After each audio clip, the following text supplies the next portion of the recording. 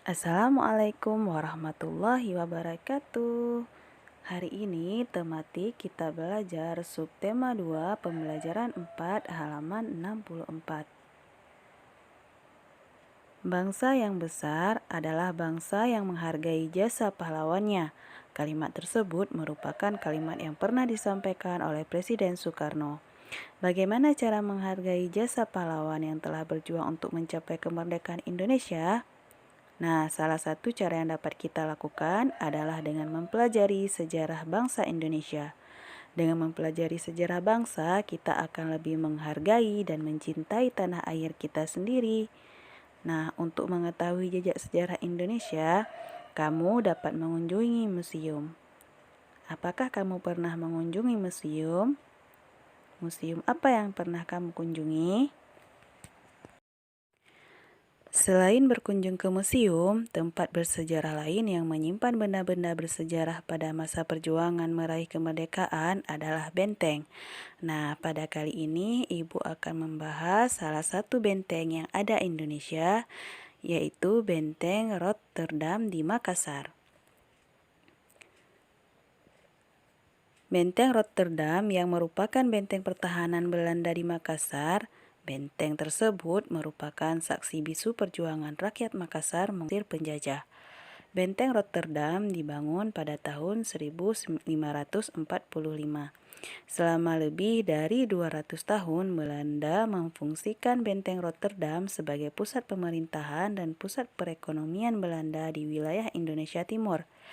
Hingga pada tahun 1908, Belanda tidak lagi memfungsikan Benteng Rotterdam sebagai fungsi awalnya, yaitu benteng pertahanan. Pada masa pendudukan Jepang dari tahun 1942 hingga 1945, Benteng Rotterdam dijadikan kantor administrasi Angkatan Laut Jepang wilayah Indonesia Timur. Selain itu, Jepang juga menjadikannya sebagai pusat studi bahasa dan penelitian pertanian.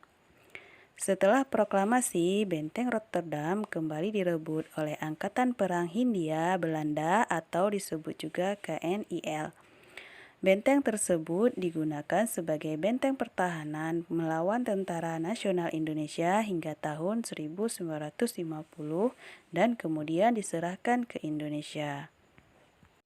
Nah, bagaimana perlawanan rakyat Makassar terhadap penjajah untuk mempertahankan kemerdekaan Republik Indonesia?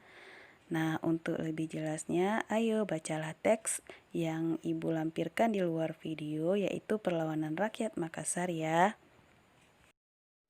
Nah, untuk selanjutnya kita akan belajar tentang nilai-nilai kepahlawanan yang diperlukan dalam mewujudkan persatuan dan kesatuan.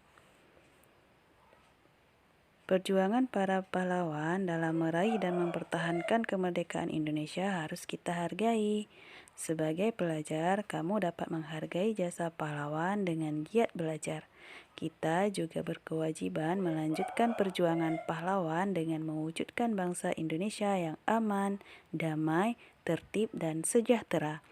Untuk mewujudkannya, kita memerlukan persatuan dan kesatuan bangsa sebagai landasannya. Persatuan mengandung makna gabungan, ikatan, atau kumpulan beberapa bagian menjadi satu kesatuan. Jadi, persatuan dan kesatuan mengandung arti bersatunya macam-macam corak yang beragam menjadi satu kebulatan yang utuh dan serasi. Nah, untuk mendorong terwujudnya persatuan dan kesatuan bangsa Indonesia, kamu dapat menerapkan nilai-nilai kepahlawanan. Berikut nilai-nilai kepahlawanan yang dapat kamu terapkan dalam kehidupan sehari-hari. Yang pertama, rela berkorban. Sikap rela berkorban adalah sikap yang mementingkan kepentingan bersama di atas kepentingan pribadi.